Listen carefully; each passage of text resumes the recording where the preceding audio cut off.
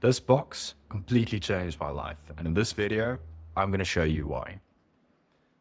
I'm James, and I own a print shop in South Africa. My niche is creating unique and fancy gifts that are fabulously packaged, primarily for financial sector corporate companies with high net worth clients. Suppose one of your customers buys a fancy bottle of wine or whiskey or champagne as a gift for someone and wants to package that gift in a nice wooden box. Since they've already forked out a decent amount on the bottle of booze, they ask themselves, why not go the extra mile and personalize the box with fabulous print and a heartfelt message on it? Duh, it makes sense, right? Since you have a UV printer or laser engraver, your customer knows that you can make things pretty and asks you to create the box incorporating the heartfelt message along with said fabulous print.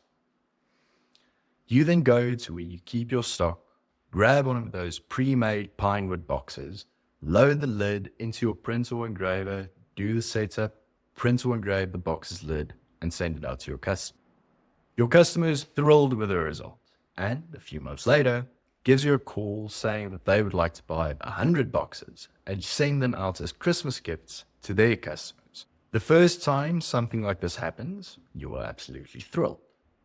Having earned my stripes when it comes to UV printing, I can tell you that this joy is very short-lived.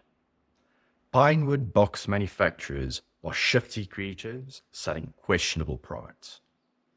Every box is uniquely skewed. Every box has a different size. The areas available for you to print or engrave on are very, very limited. And most importantly, pinewood boxes are ugly. After reaching this realization, I decided to take matters into my own hands. I needed to devise my own solution. The first step was to identify the right material. So I drew up a list and wound up with 3 containers: acrylic, cardboard, and wood, excluding pinewood, obviously.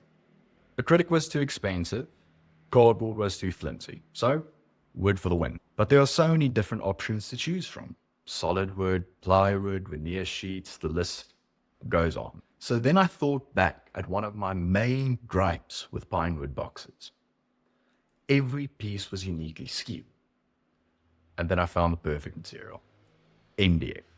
It's cheap, it's flat, and it's readily available.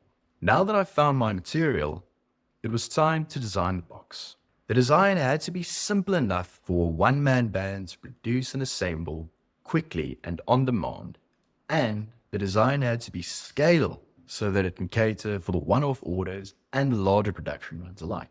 Shortly before starting with my wine box endeavor, I bought a second-hand Trotec Speedy 2. So I was well aware of those online template generators for the finger joint boxes. The idea of gluing each piece together is very unpleasant. Incorporating these important parameters finalized my design requirements and resulted in the ultimate wine box.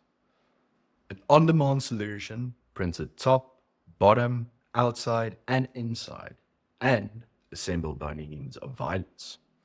I present to you the Smashbox. At this point, you're probably asking yourself, why have I wasted my time listening to James ramble on about a wine box, and how exactly has this box been life-changing? It's simple. What started as a wine box turned into a methodology, and that methodology radically changed my business. Creating new boxes following the same recipe increased my internal production capacity tenfold without adding a single machine. From custom boxes all the way through to 3D display cases, including fabulous printing and engraving jigs.